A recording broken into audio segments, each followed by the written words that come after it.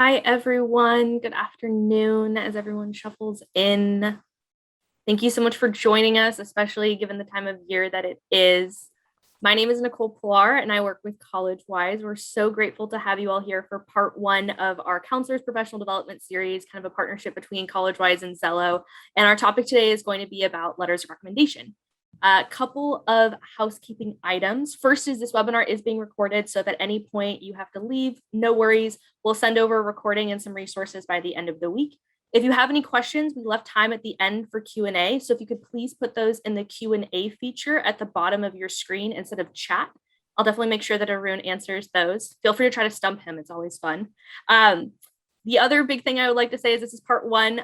We have two other webinars coming up and we'll touch on those at the end, but please save some time on your calendar for Wednesday, September 29th, and then also in October. So with that being said, Arun, if you could do next slide, please. So to give you all a little bit of background between who Collegewise and Xello are, Xello has been around for 25 years. They are an amazing college and career readiness platform. We at Collegewise really believe in providing opportunities for students to have access to options after they graduate from high school. And Xello is a really, really great company that also shares that vision. They work with districts and millions of students across the United States. And so naturally, we were both really excited to get together and present to you all. To give a little background on Collegewise, we've been working with students for now over 20 years. We started with one counselor working with one student in our Irvine office, and now we have over 40 counselors across the United States.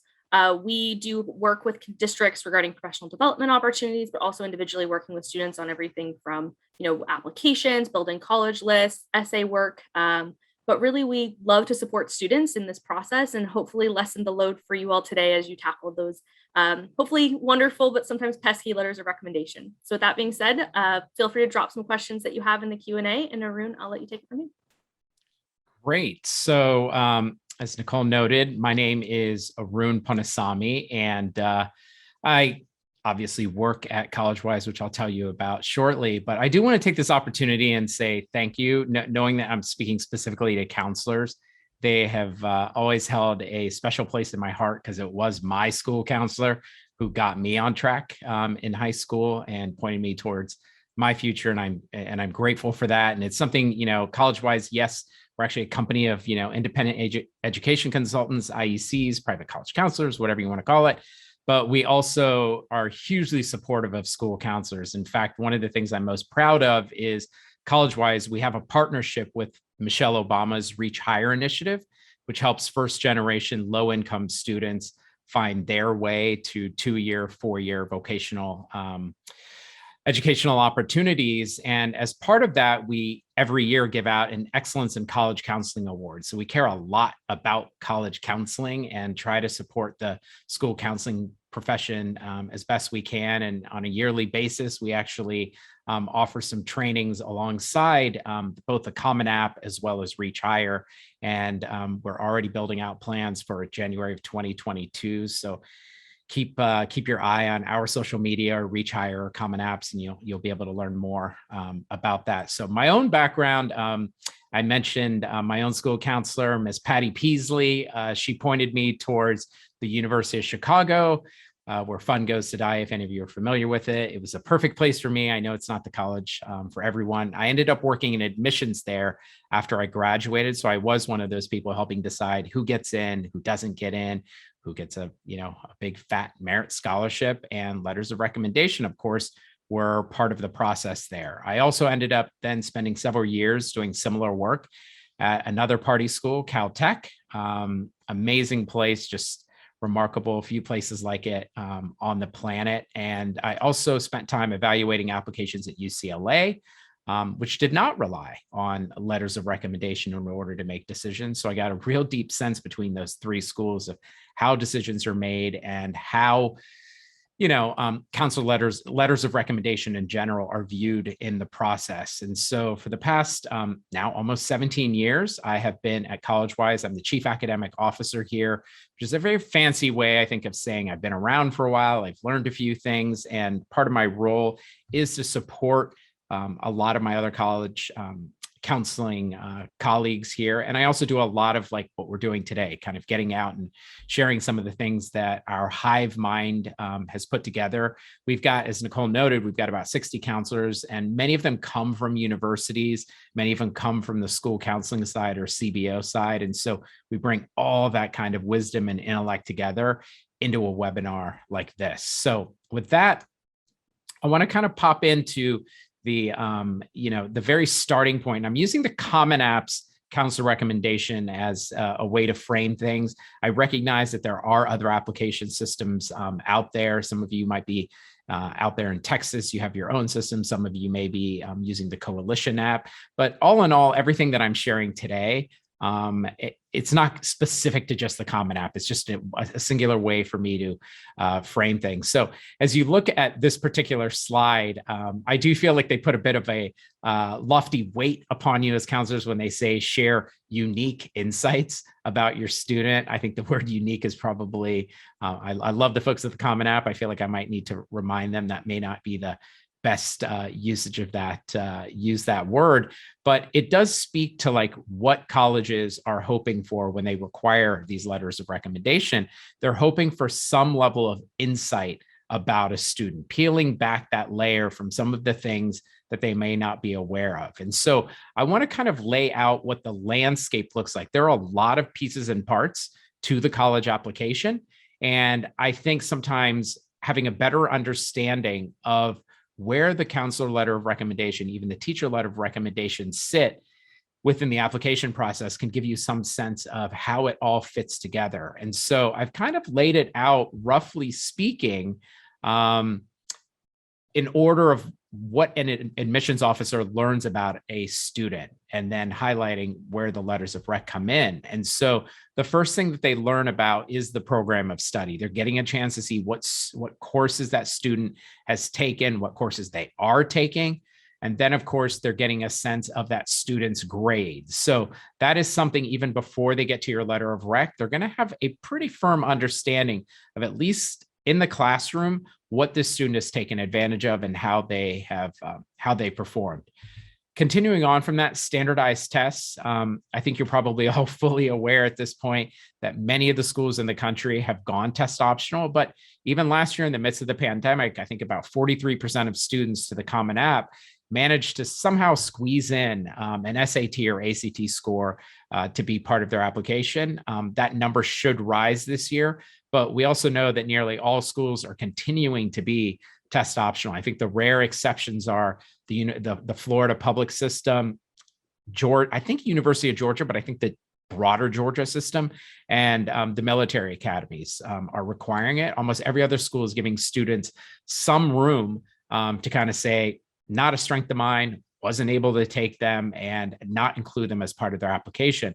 This, of course, has changed a little of the way in which letters of recommendations are viewed.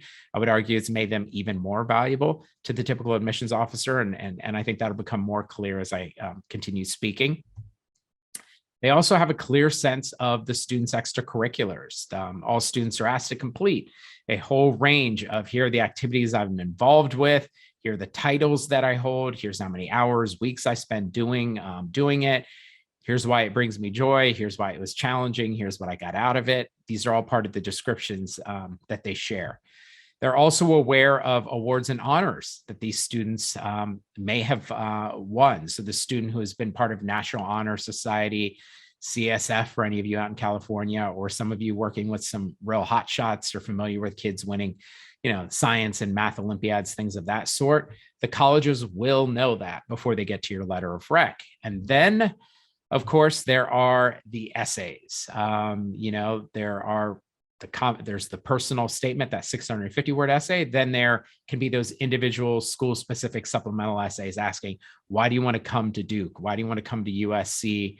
Why do you want to go to Boise State? And then only at that point do the letters of recommendation come in. It's nearly at the very end. The only thing that tends to come afterwards will be interviews. If a school chooses to offer interviews, that will be kind of the last thing that is typically tagged on. So you can see that they have a lot of information before they even get to the letters of rec. But I don't want that to be misunderstood. In fact, I'm sharing a slide here where I've kind of pointed an arrow towards, this is from NACAC, the National Association for College Admissions Counseling, the organization that many admissions officers, many IECs like Nicole and myself, and certainly many school counselors belong to, and very focused, of course, different from ASCA, which is focused specifically on school counselors. This is thinking about the college counseling world. And this is from NACAC, from the survey that they did. This is from the 2019, the last normal year, I guess. And you're seeing all the things, that colleges consider considerably important. 74%, 75% of all schools consider grades and courses like, considerably important. And you will notice, like, if you get down to counselor recommendation, it clocks in at about 15.1%. And then in the column over there, 40%. So you've got about 55% of the schools saying that this is considerably or moderately important. One of the things that I need to point out before you're kind of like, man, that means like half the schools don't even care. Yeah, that's true to a certain extent, but it's important to understand that the schools that do care, those schools that tend to be selective, moderately selective, highly selective, if you were to inquire with them more specifically, that's where you would see those numbers slide from being like 55% to probably about 90%.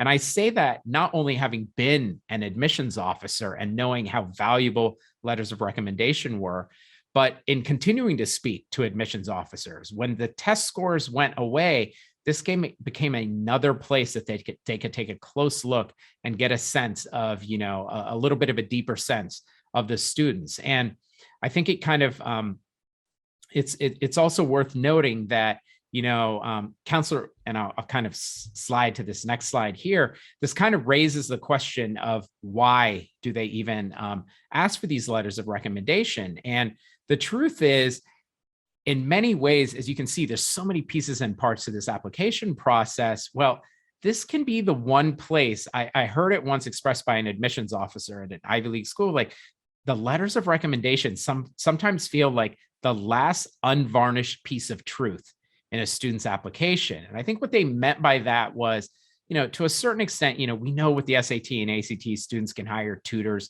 to help prep them through it. We know even with, the essay, you can work with someone like, Nicole or I are certainly not writing the letters of writing the students' essays, but we're certainly able to say, like, are you sure that's the right topic? Because this sounds so much more exciting and, interesting to you.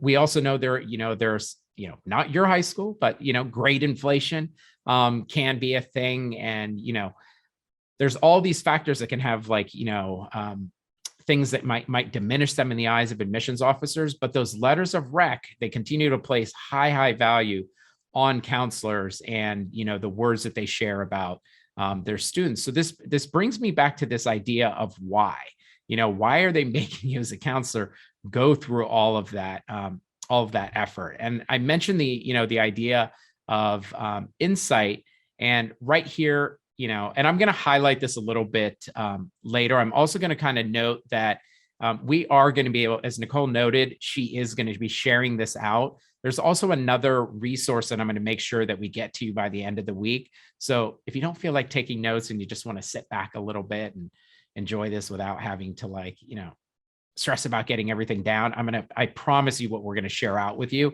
will kind of cover everything that I'm covering here, plus a whole lot more. But even in taking a quick peek at this, you can see that counselors have a particular perspective on a student where they can share information that just won't be found anywhere else in the application. And I'm going to touch upon this again shortly. This is also an important time for me to kind of note that some of you may be going my school, and I know this is the case in some states, I have 600 kids on my caseload. I know in some states it can hit 800, right?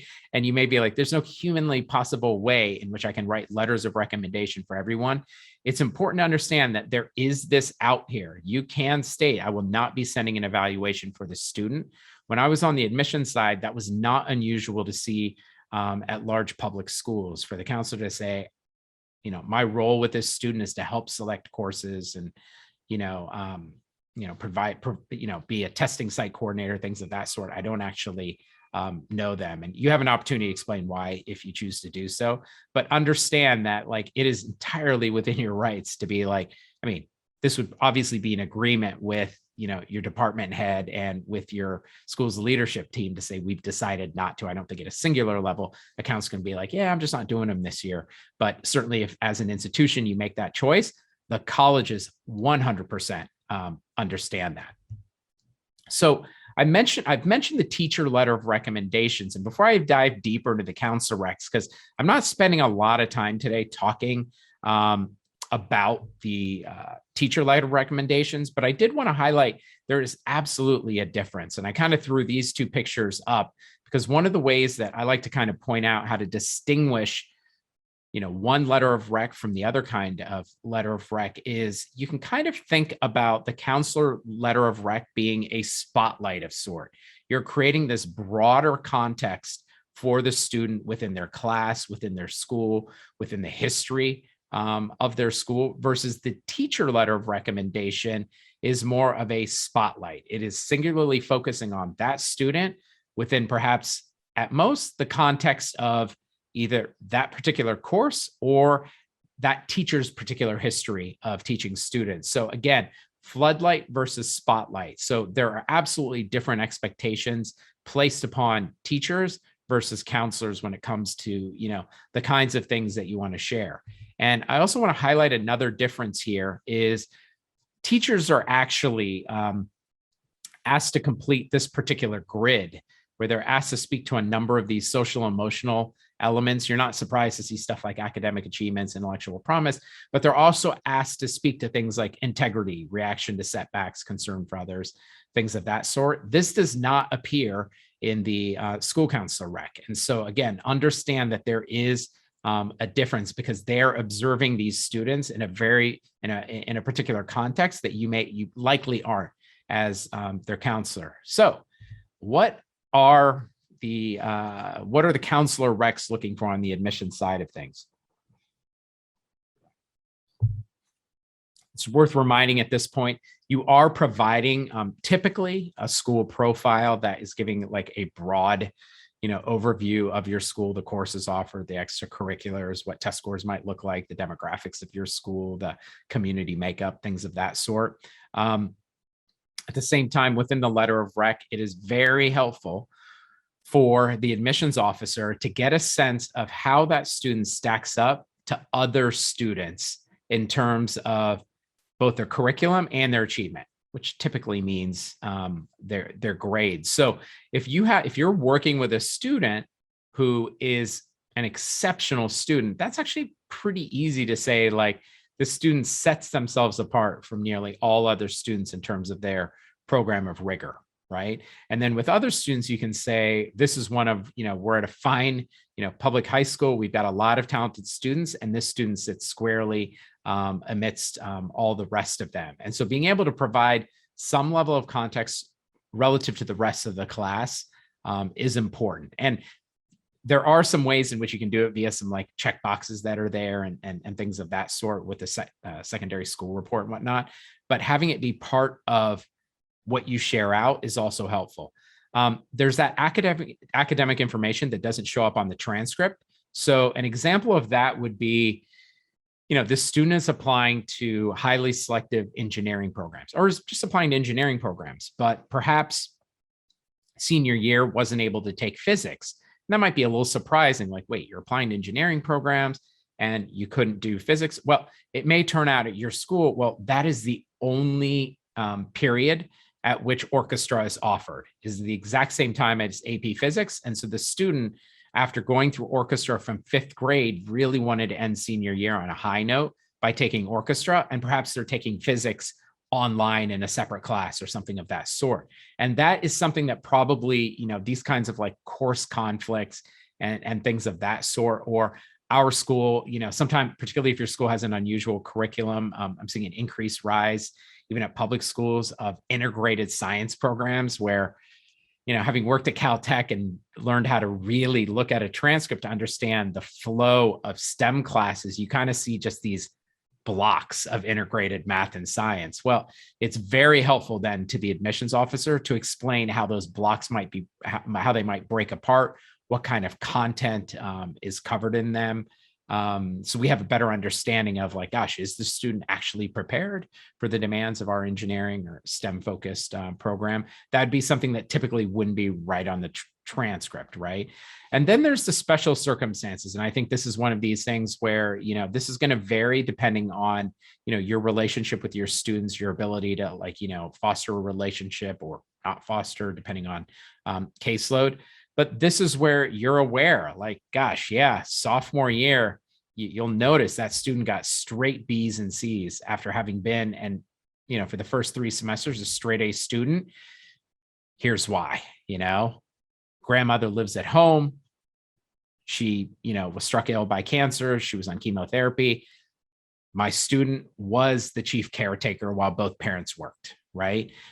That's something where unless a student chooses to write an essay about that, or they include it in their additional information, it may be lost. And so that opportunity to kind of bring some further depth context to some of these circumstances that a student has gone through is very helpful. Related to that, simply because we continue to live in a pandemic, at least those of us in California certainly feel like we're still living in a pandemic. There is that situation where your particular school may have been affected by COVID. You may have shut down at a particular time. You may have come back and in person. We certainly know that some students adjusted to being, in-home learning much better than others. There's a perfect opportunity to discuss this. And you may remember that, for those of you who have been doing this for a few years, you probably remember last year, Common App did add a specific question so students could speak to it themselves as well, if COVID impacted them. We don't have Wi-Fi. There's only one computer and it's shared amongst 3 of us, things of that sort. If you recognize those things about a student, that can be super valuable to throw in there.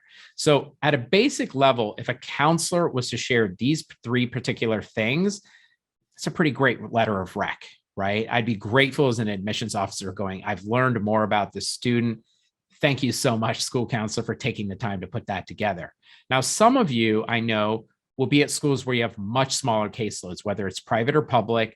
You develop much closer relationships with your students. There may even be an expectation from the parents and the leadership at your school that you have a much closer relationship with your students. And so then these are 5 things that I wanted to highlight that help take things kind of to the next level in terms of adding more depth. And so if you're able to kind of, again, remember that idea of floodlight, if you're able to kind of give some sense of the student's impact on the school, right? You may have observed like, gosh, at the leadership assemblies once a month, this is the kid who gets up and, rallies everyone around some particular cause or leads people to some particular vision.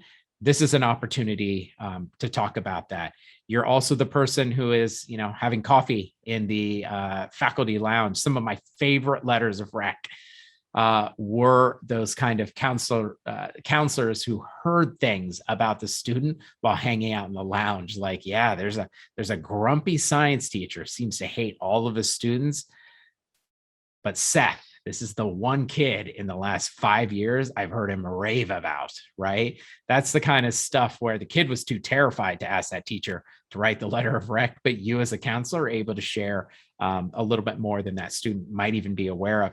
Same thing, reputation among fellow students. You see that kid in the hallways. You see them at the cafeteria. A few years ago, I worked with a student myself who went to a pretty nice public school, kind of in the suburbs of LA. And he had done a lot of wonderful, remarkable things throughout high school. Stanford was his top choice. It is not easy to get into Stanford, as you're all aware. And he ended up getting in. And I knew that he had the grades. I knew he had test scores. I knew his activities were exceptional, but I didn't quite see what took him to the next level.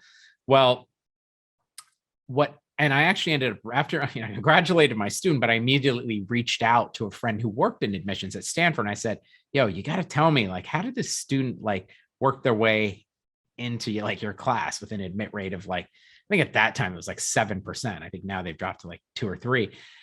And she told me the story of, she was in the cafeteria one day as like, I don't know if she was a hall monitor, but she was in the cafeteria and she observed that that was a day that the first transgender student had come to that high school. And this is a pretty stiff suburb where kids are, they kind of tend to conform and they don't want to really break too free of the pack. And this transgender girl, she's sitting by herself in the cafeteria, and my student, he notices that, picks up his, and he's on one end of the cafeteria. He picks up his lunch tray. Mind you, he's like the student body president. He's president of the tennis team. He's living a good life. He's a popular kid. He picks up his tray. He cuts through the cafeteria, sits down beside her, puts his tray down, starts talking with her for a few minutes, stands up again, all eyes on him, waves over his buddies, makes them come sit with him and her. And she tells that story. And she was like, yeah, we need more kids like that, right? The kids who just do the right thing, regardless of what social pressures might be there, blah, blah, blah. It was a small moment. It was a story. It was something that made a difference in a kid's application to Stanford. True passions, you're observing the kid in the extracurriculars, activities, things of that sort. Now, I will note, you're not looking to repeat what else is in the rest of the application. As I noted before, the student, the admissions officer already knows what activities the student's been involved with. They already know what honors and awards the kids racked up. This is really a chance for you to highlight those 1 or 2 things where the kid has just set themselves apart. And so, if you kind of are aware that this kid is an exceptional chess player or a phenomenal writer or incredibly productive on the yearbook team, it's entirely appropriate to mention that. And then finally, this idea of what we always remember about this student. And I'm going to talk a little bit more about the idea of storytelling and details and things of that sort shortly. But, counselors who have had that opportunity to engage with the student, it can be such a helpful thing to kind of say, the thing in 10, 20 years that I'm going to remember about this particular kid often tends to be one of those differentiators that lets a college know, oh, this is what makes this kid tick. This is what makes this kid special. So again, no worries if you didn't jot down all these bullet points. We will share a resource that has all this plus more later in the week. And so I want to take some time to talk a little bit about the writing itself. And,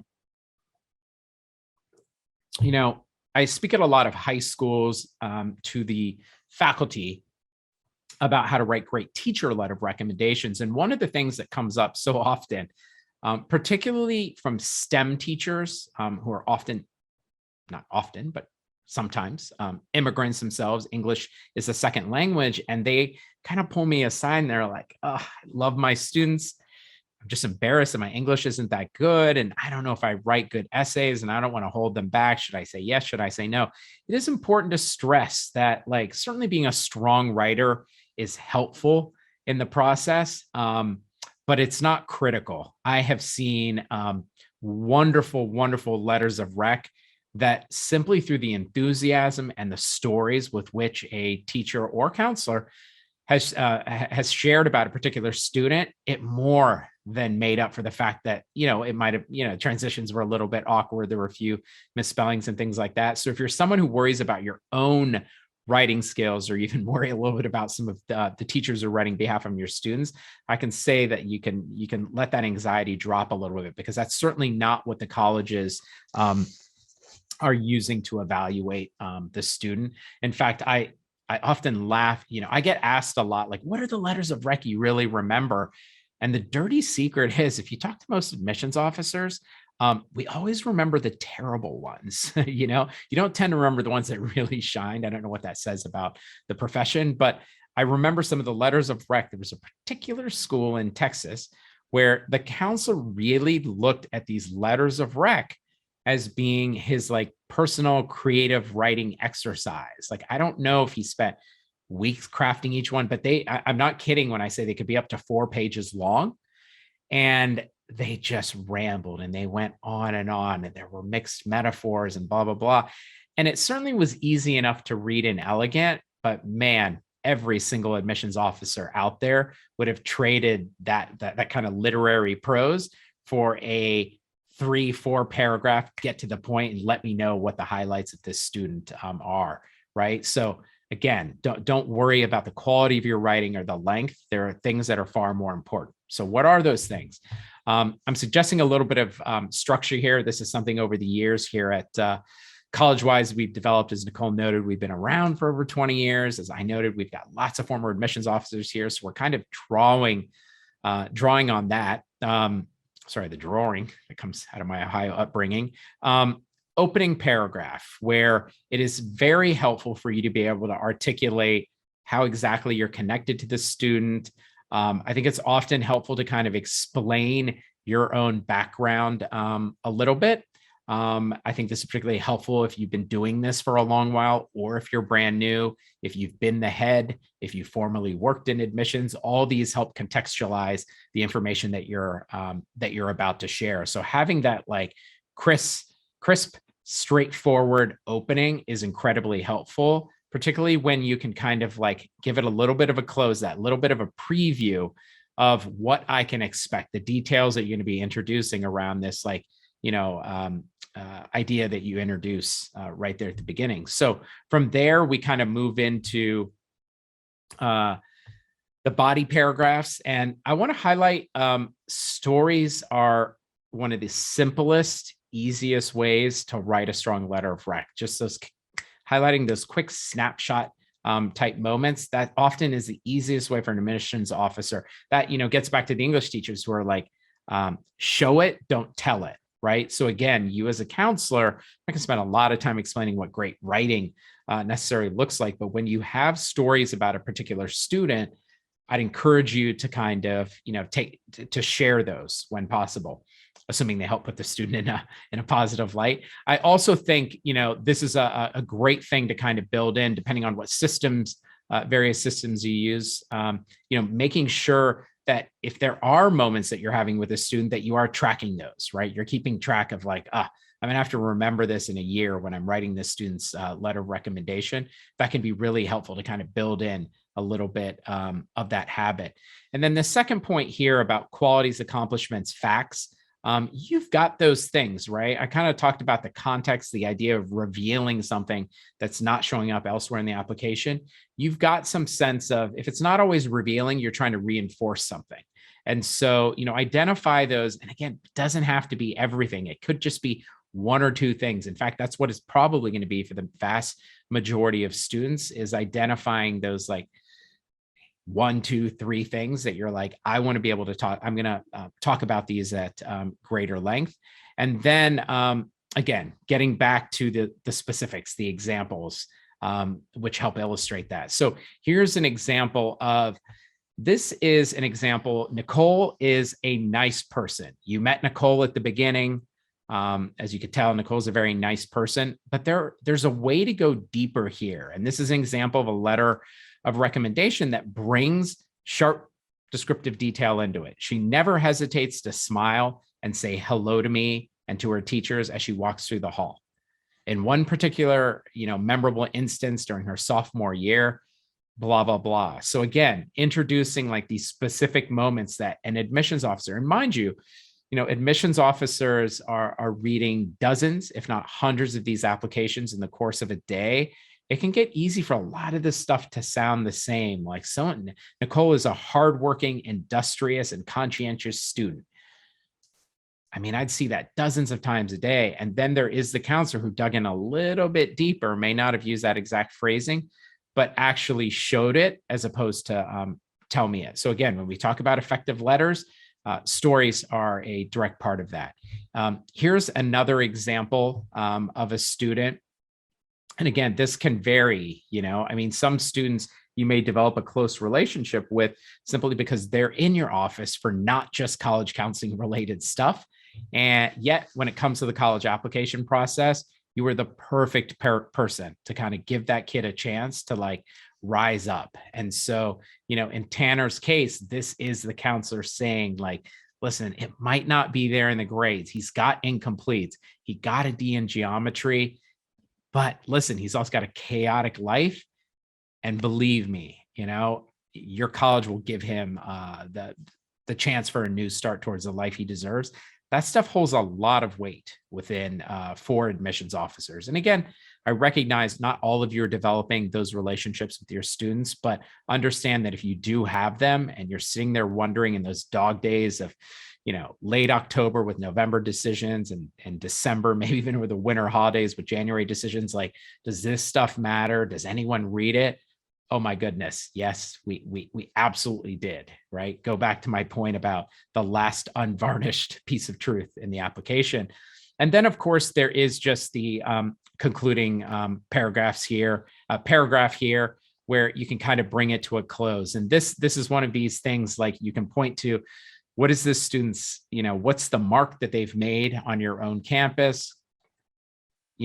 Seth took the environmental club from 20 students to 200. It is deeply saturating with the culture of our school. And even as he leaves to college, he won't be, that organization will continue to thrive. What does the student's college future look like? As Tanner noted, this is a chance, Tanner's counselor noticed, this is a chance for a new start. And then occasionally there will be a rare opportunity. For the most part, you're writing this single rec and you're writing it to all the schools the student is applying to. But occasionally you may be asked, particularly around summer programs, hey, counselor, you know me pretty well. This summer program at Boston University is asking for a council letter of rec, and it might be get a little bit more specific. So if, for example, hey, this is a research program this kid's applying to, and this kid's great to research, you can get a little bit more specific. This kid's applying to an NYU program, and you've had like 5 kids go in the last 3 years, and you're deeply familiar with the program. Well, you can comment on that this student fits right alongside the other 5 students that you've had go in recent years. So you absolutely, here's 2 more examples that I want to share. And we're getting close to a chance where we'll get to do a little bit of Q&A and whatnot. But you've got both the story about Cecilia and Jared. And I think it's important to understand there can be this idea that letters of rec, because they're often the first kids who ask you, are those eager beavers, even in, January of junior year, someone has told them, like, you got to lock down your letters of rec. And so they start like freaking out. Yes, we know about those students, but it's often these kids who are the ones who come in like, I didn't even know if I'm going to college, but during Thanksgiving, I was talking to my cousins. They say I really should. It'll make my life better, blah, blah, blah. Those are often the kids for whom these letters of recommendation, as I noted, even with Tanner, can really make a difference. And so the last, kind of bit of advice that I want to, share before I have Darcy kind of hop on to talk a little bit about Xello and how all this stuff connects is you have room to have a bit of swagger here, have a little bit of confidence. These colleges, so much of this process feels like the colleges have the upper hand. They're driving everything. And in many ways they are, given the costs and some of the plummeting admissions rate and the lack of transparency around how merit scholarships and even financial aid work. But if you talk to every single admissions officer, they will tell you these letters of rec are difference makers, right? And they want, when you have that confidence that this is going to make a difference in those students, I think it gives you that energy. It gives you that fill to kind of go out and say, like, I can do this for my students. So I encourage you to like kind of recognize that you have that position of power in the eyes of the colleges. And I encourage you all to use it as appropriate and when you have time. And with that, thank you. We'll have some time for Q&A, but before we get there, we've got some other things that we need to chat about. Thank you, Arun. My name is Darcy Stock, and I'm the product marketing manager at Xello. As we mentioned, we are going to have some Q&A after this. So just a reminder, if you guys have any questions, you can pop those in the Q&A box at the bottom of the screen there. But yes, obviously we've been talking about letters of recommendations. So we want to go through what exactly that looks like in Xello. So I will give you guys a high level overview. We also do have some trainings that go deeper into both of these. But so to start off, I mean, we all know how busy the college application season is, which is why we've made it possible for students and educator to action and track letters of recommendation directly in Xello. And that's for both Common App and non-Common App schools. So from a student perspective, once a student creates a college application through the college application tool in Xello, they will see an option to request a recommendation letter. Or for college Common App school, they'll actually see teacher evaluations. So from there, they can actually send a request to a teacher, and then they'll also be able to track and monitor the status of that request as well, so they know kind of where in the process that they are. From an educator perspective, so as soon as the student sends that request through Xello, they will actually get an email notification. So from there, they can actually, the teacher will be able to click the link and they can actually complete their recommendation and submit it directly through Xello. So again, it's a pretty straightforward flow. And if you guys are interested in learning more of those, again, we have those trainings. But on that note, we are going to jump into the Q&A session as well, so we can answer any questions you guys have about letters of recommendation. Awesome. Thanks, Darcy. So we have a couple of questions. If you have any other questions, feel free to drop them in the Q&A. Just a quick reminder, we will be doing 2 more professional development sessions on Wednesday, September 29th at 3 p.m. Eastern. We will be talking about how to support your students through the essay writing process with college applications. And then on Wednesday, October 6th, again, 3 p.m. Eastern, we'll be doing a quick dive into the changes that occurred with the Common App and how counselors can guide their students to utilize those kind of alterations to best present themselves in the application, especially given the last 18 months and kind of the dumpster fire that we've all lived through. So with that, Arun, we have a few things that will hopefully stump you. Our first question, do colleges have a preference in terms of an organized narrative letter versus a traditional letter? Yeah, that's a great question. There has actually been increased movement, and I realize I neglected to talk about something I wanted to take a moment to discuss, and that's for those of you with particularly large caseloads. I mentioned the out where you could say we just don't do this, but there has been movement at some larger schools where counselors are short on time but still have a relationship with the student and want to be able to speak to do bullet pointed letters of rec. And every admissions officer is like, absolutely, that works, right? Particularly if you're, I mentioned the wandering 3 or 4 pages of prose. There's virtually no admissions officer who finds that helpful. You hit those 5, 6, 8 bullet points with a little bit of an opening, a little bit of a closing, entirely appropriate. So if whatever, there is no right or wrong in terms of the structure. This often begs, how long should the essays be? I think letters of rec be, honestly, a page, 500 to 650 words is entirely appropriate. It's certainly not upon you to write more than the student wrote about them, about themselves. Now, I realize there may be times you've got that student that you particularly love or want to really launch via their application, either into getting merit scholarships, getting into some colleges that might be reaches for them. And certainly if you need to write more, feel free.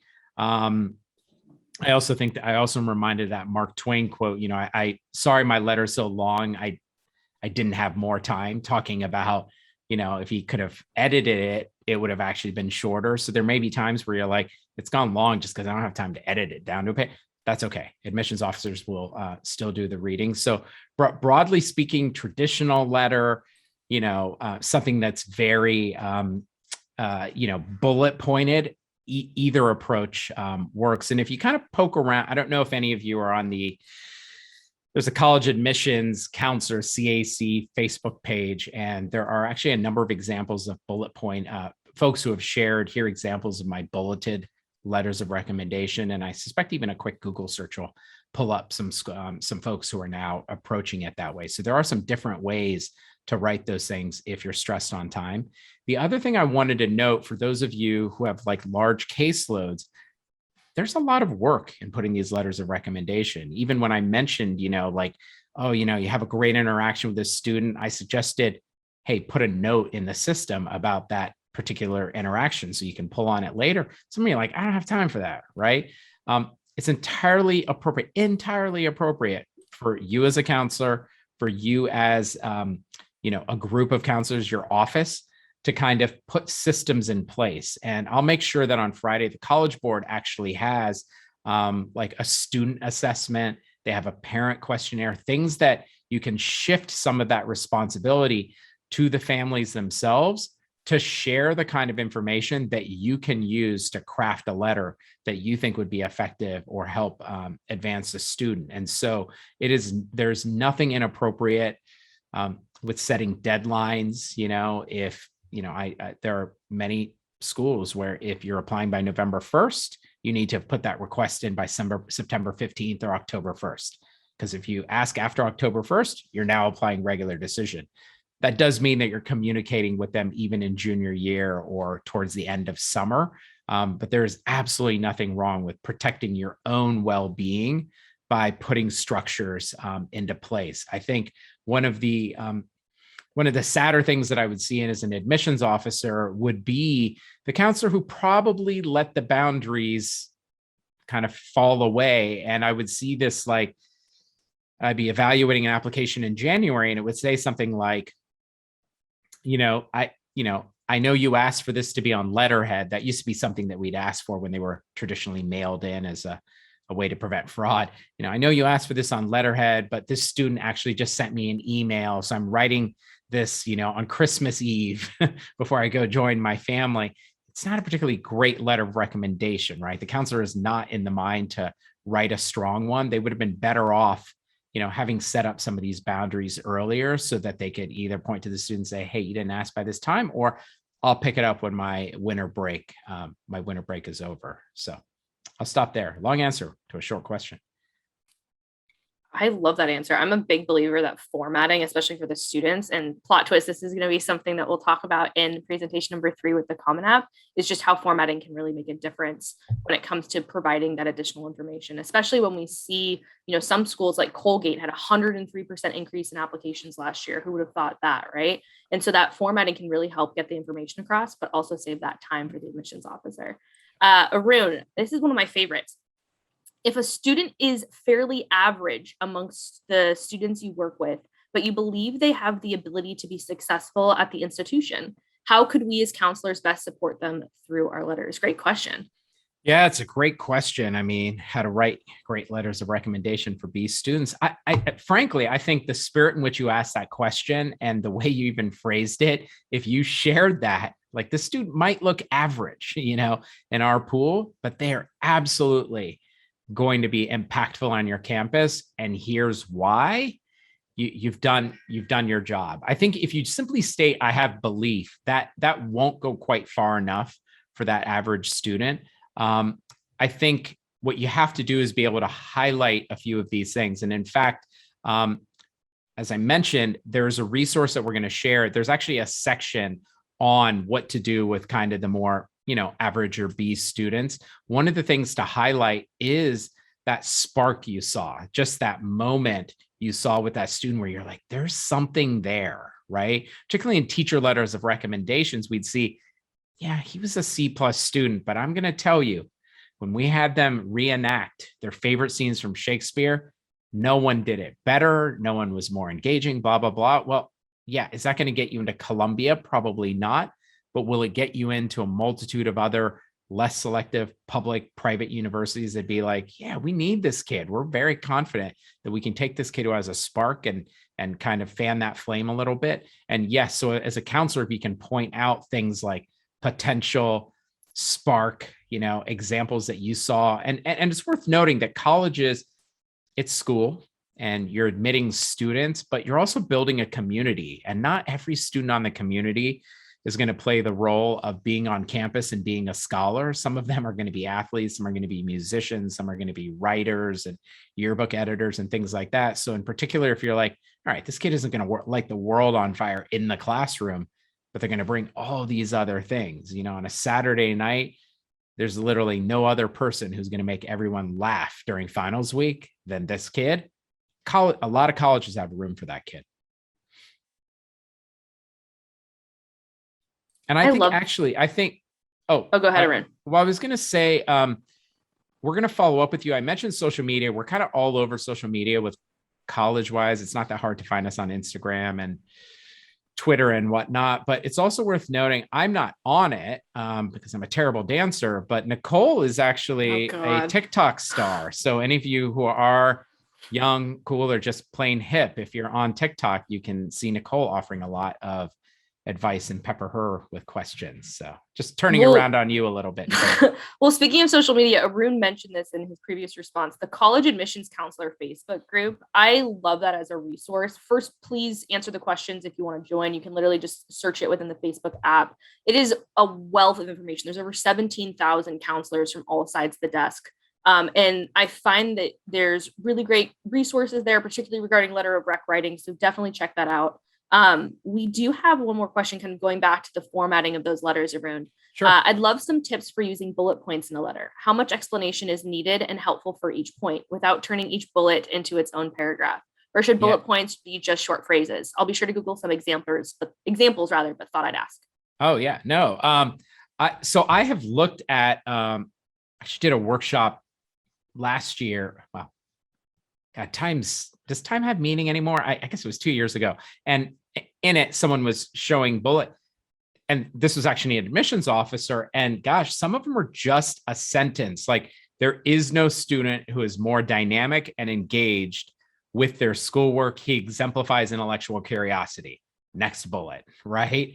And so I think that kind of declarative statement of, no one exemplifies curiosity more than this student is enough as a bullet point. And so, yes, I could understand that there is that urge to but then I'd have to expand upon it. I think I will say, if you're at a private school and your caseload is 28 students, I think it would be odd probably for you to approach things in a purely bullet pointed fashion, because to an extent, there is that expectation from the families that have enrolled in your school and whatnot that the counselor is going to write a more traditional letter. But if you've got 200 seniors who have asked you to write some version of, a letter of rec, it's just physically impossible. And that is recognized, and you have room to be able to state some version of that, right? Like, I don't have time. I don't have the opportunity to write this much. So I want to highlight 5 things that I've noticed, and there's nothing right or wrong. There's nothing wrong about that. The colleges you'd be surprised with how generous we are in understanding. Keep in mind, we go visit high schools. We know how crazy hard school counselors, the vast majority of school counselors, are working. So if your bullet points are short phrases to kind of say, here's what I've seen, I think once you have that nice opening and a nice closing, I do think you can't just be like, here's 5 bullet points. I think you do need a little bit of an opening and a closing stating what you're intending to share here, and a little bit of a statement of how this student is going to impact the campus. I think short phrases are even appropriate if that's the way that you write, and if you're that kind of clear, concise writer. So, well, one of the questions that we just got in was, what was the college counseling Facebook group you mentioned? Thank you. We call it CAC, so just college admissions counselors. You could drop that link too. Yeah, we could also just include that link. I will say, I have a different feeling than Nicole. I think she has a lot more patience with social media. I find that place to be insanity. So if you're someone who doesn't love Facebook, you might be like, but we are going to be pointing you. I'm going to make sure we point you to that college board resource, as well as include an expanded version of all the bullet points I talked about. That also includes information that you can use if you've got some teachers who could use some support. I think this guide that we created last year at the start of the pandemic will be incredibly helpful for both you as a counselor, but also for those teachers who might be seeking a bit of support. And I guess one last thing I would note is we are going to be launching a program in October, speaking of social media, called College Nights in America, where every Tuesday we're going to be talking to admissions experts and deans and VPs of enrollment about all these pieces and parts. It's intended for parents. Certainly you could point your own families to it, but I think some of you, particularly if you're in your earlier years as a counselor, you may enjoy hearing a number of these admissions officers and authors peel back some of the layers of how the admissions process works. And I think it could add some depth to, your own counseling. So I'll stop there, Nicole, let you bring us to a close. Well, thank you all so much for joining us for part one. We really, really appreciate you spending some time out of your busy day. We know, especially for school counselors right now, this is crunch time. So thank you for spending some time with us. As a reminder, you'll get a recording of this presentation this Friday. We also have some fun resources that you can pass along with your to your students. We always try to see how we can make your jobs easier. So Arun, I'm really excited for those college nights in America. I think that will be awesome. Yeah. Please again join us within that email. You should receive some links related to our upcoming webinars. So feel free to register for those. Even if you can't attend, again, you'll get the recording. But otherwise, we hope everybody out there is staying safe, being well, and we hope to see you soon. Have a great rest of the day, everyone. Thanks, Xello. Bye, everyone. Bye, Xello. Thank you.